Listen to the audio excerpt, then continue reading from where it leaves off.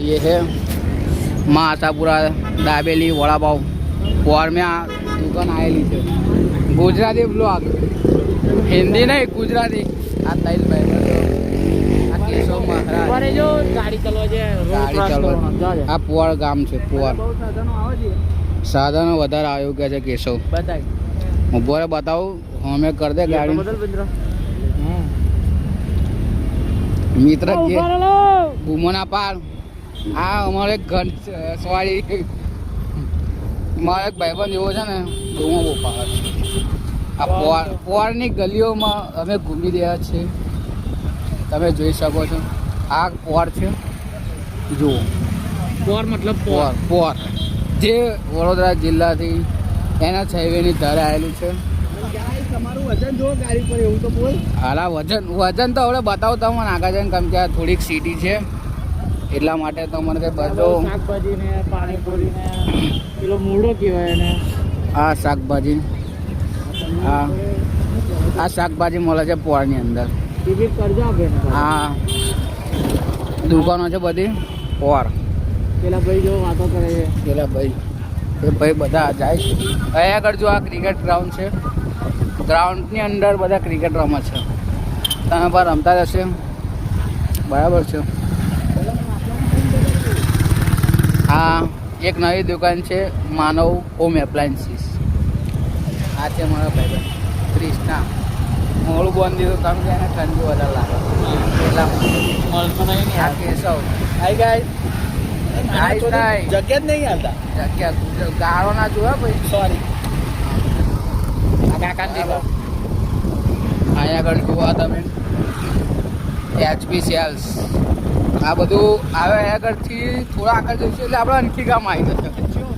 ને આગળ તમને ફિશ એટલે કે મચ્છી બતાવું હું તમને મચ્છી કટિંગ અહીંયા આગળ થાય છે આ જુઓ આગળ મચ્છી કટિંગ જુઓ તમે જોઈ શકો છો દાબીને કાપે છે પહેલો દિવસ છે ગુજરાતી બ્લોગર્સ બ્લોગનું નામ છે ગુજરાતી બ્લોગર્સ કંઈ કેવું છે તમારા કૃષ્ણાભાઈ બ્લોગને સપોર્ટ કરજો સબસ્ક્રાઇબ કરજો અને શેર કરજો ને કોમેન્ટ તો ઠોકીને કરજો કોમેન્ટ ઠોકીને પડતો દબાતે રહો गाइस हमारी चैनल को लाइक करो सब्सक्राइब करो एंड वीडियो को शेयर करो ओके सब्सक्राइब दबा के सब्सक्राइब करो बेल आइकन घंटा दबाए ऑल ये अनखी गांव आ गया है ये देखो अनखी में बड़ी बड़ी सोसाइटी भी बन गई है पहले ये अनखी गामड़े जैसा था पाँच हिंदी आएगी અહીંયા કઈ નાવડીઓ બને છે જુઓ જે તમે દરિયામાં જુઓ છો એ વસ્તુ બને છે ઘન છે ના દેખાશે આ નાવડી બની રહી છે જુઓ ये देखो साले ये देखो ये ले फॉर्च्यूनर ओके तो बाय गाइस ये कंटिन्यूस और ऐसे ही वीडियो हम आगे ही रखते रहेंगे ये देखो काला घोड़ा इसको बोलते हैं हम स्कॉर्पियो वो हम काला घोड़ा बोलते हैं ये देखो आ गया ये ले ओके गाइस तो ये स्कॉर्पियो अभी घर जा रहे हैं गाइस वजन देखो गाड़ी पे वजन तो वैसे ही 250 किलो आपका कितना है तो आप તમારું વજન પણ તમે કોમેન્ટમાં કરો તમે કેટલા જણ ગાડી પર બેસીને જાઓ તે બધું કોમેન્ટ કરો અમે તો મસ્તી ફૂકાય છે એ હવે